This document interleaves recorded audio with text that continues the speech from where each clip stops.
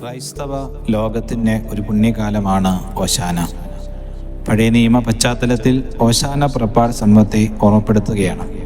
അനീതിയുടെയും അസമത്വത്തിൻ്റെയും അക്രമം അനുഭവിച്ച് തകർന്ന ഇസ്രായേൽ ജനത്തെ യഹോവ തൻ്റെ ശക്തമായ കരത്താൽ കനാദേശത്തേക്ക് അയച്ചതാണ് പുറപ്പാട് സംഭവം. പുറപ്പാട് ക്രിസ്തുവിലാണ് പൂർണ്ണമാകുന്നത്. പുറപ്പാട് പൂർണ്ണതയിലേക്ക് വിരൽ ചൂണ്ടുന്നതാണ് അനുഗ്രഹമായ ഇന്നത്തെ ഓശാന തിരുനാൾ. ആ ഓശാന തിരുനാളിൽ നമ്മുടെ ജീവിത മേഖലകളിൽ തിരുനാൾ നമ്മെ ഓർമ്മപ്പെടുത്തുന്നത് കൃതജ്ഞതയോടുകൂടി ആയിരിക്കാനുള്ള ഒരു വലിയ അവസരമാണ്. കർത്താവ് നടന്നു വരുമ്പോൾ വിജയകീർത്തനങ്ങൾ പാടിക്കൊണ്ട് പൂക്കളും കുരുത്തോലകളും വരവേൽപ്പ് പോലെ കർത്താവിനെ സ്വീകരിക്കുന്നത് പോലെ ജീവിതത്തിൻ്റെ സങ്കടങ്ങളിലേക്ക്, ജീവിതത്തിൻ്റെ നൊമ്പരങ്ങളിലേക്ക് കർത്താവ് നടന്നു വരുവാൻ തക്കവിധം കർത്താവിനെ നമ്മുടെ ജീവിതത്തിലേക്ക് രാജാവായി സ്വീകരിക്കുന്ന അനുഗ്രഹമായ ഒരു കൃതജ്ഞതയുടെ തിരുനാളാണ് ഓശാന. നമ്മുടെ ഹൃദയങ്ങളിൽ യേശുവിനെ രാജാവായി സ്വീകരിക്കുവാൻ വേണ്ടിയുള്ള അവസാനത്തെ ആഹ്വാനമാണിത്.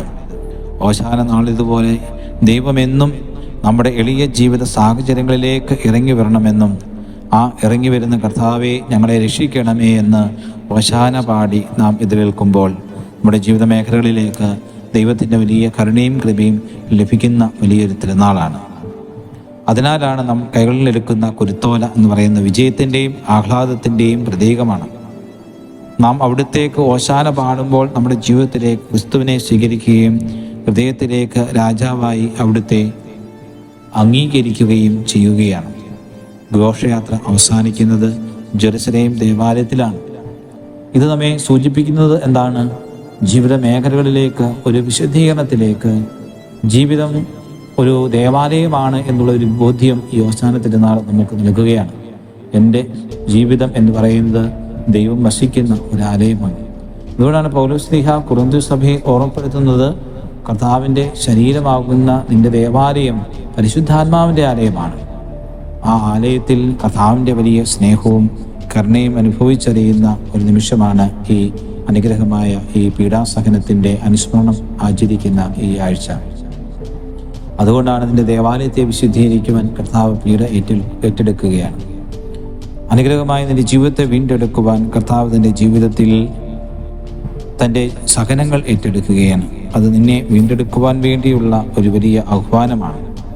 അപ്പോൾ യേശുവിൻ്റെ മഹത്വപ്പെടൽ ഒരു സഹനത്തിലേക്കുള്ള ഒരു ചുവടുവെപ്പാണ്.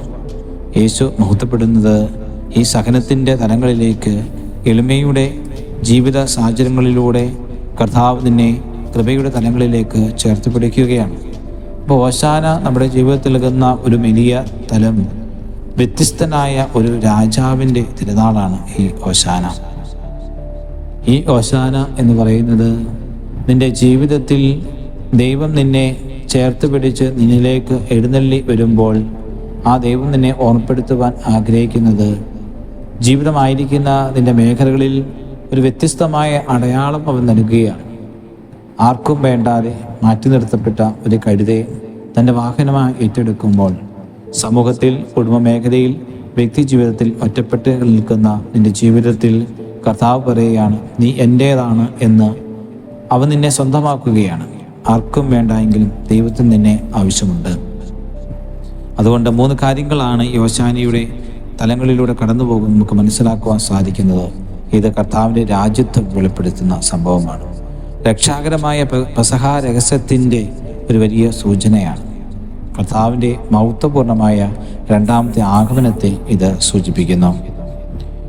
ക്രിസ്തുവിൻ്റെ കഴുതയുടെ പുറത്ത് കയറി വരുന്ന ആ എഴുന്നള്ളത്തെ പറ്റി സക്രിയ പ്രവാചകൻ പറയുന്നു, സിയോൻ പുത്രി ആർപ്പ് വിളിക്കുക, ഇതാ നിന്റെ രാജാവ് നിന്റെ അടുക്കിലേക്ക് വരുന്നു. അവൻ പ്രതാപനും ജയശാലിയുമാണ്. അവൻ വിനാന്വിതനായി അവൻ കഴുതക്കുട്ടിയുടെ പുറത്ത് കയറി വരുന്നുവെന്ന് പ്രവാചകൻ 9-ാം അധ്യായം 9-ാം തിരുവചനം നമ്മെ ഓർമ്മപ്പെടുത്തുകയാണ്. അപ്പോൾ യേശു തൻ്റെ രക്ഷാകര പദ്ധതിയുടെ പൂർണ്ണത സ്വയം ശൂന്യവൽക്കരണത്തിലൂടെ നമ്മെ വീണ്ടെടുക്കുവാൻ എളിമയുടെ തലങ്ങളിൽ നിന്നുകൊണ്ട് മൗത്വത്തിൻ്റെ തലങ്ങളിലേക്ക് നമ്മെ ചേർത്ത് പിടിച്ച് കൃപയുടെ വലിയൊരു അനുഭവം തരുന്ന ഈ ഓശാന തിരുനാള് നമ്മുടെ ജീവിതത്തിൽ കൃതജ്ഞതയോടെ ഈ തിരുനാളിൽ നമുക്ക് പങ്കുചേരാം. നമ്മുടെ ജീവിതത്തിൽ നാം ആയിരിക്കുന്ന മേഖലകളിൽ കർത്താവേ, എൻ്റെ ജീവിത സങ്കടങ്ങളിലേക്ക് നീ ഇറങ്ങി വരണമേ എന്ന് ഓശാന പാടി നമുക്ക് ദൈവത്തെ നമ്മുടെ ഹൃദയത്തിലേക്ക്, ജീവിതത്തിലേക്ക് രാജാവായി സ്വീകരിച്ചുകൊണ്ട് ഈ ഓശാന ഒരു അനുഗ്രഹമായി മാറട്ടെ എന്ന് പ്രാർത്ഥിക്കുന്നു. ഏവർക്കും അനുഗ്രഹമായ ഓശാന തിരുനാളിൻ്റെ എല്ലാ അനുഗ്രഹങ്ങളും പ്രാർത്ഥനയും കൃത്യമായിട്ട് നേരുകയും ചെയ്യും. ഓശാന ഈശനു സദതം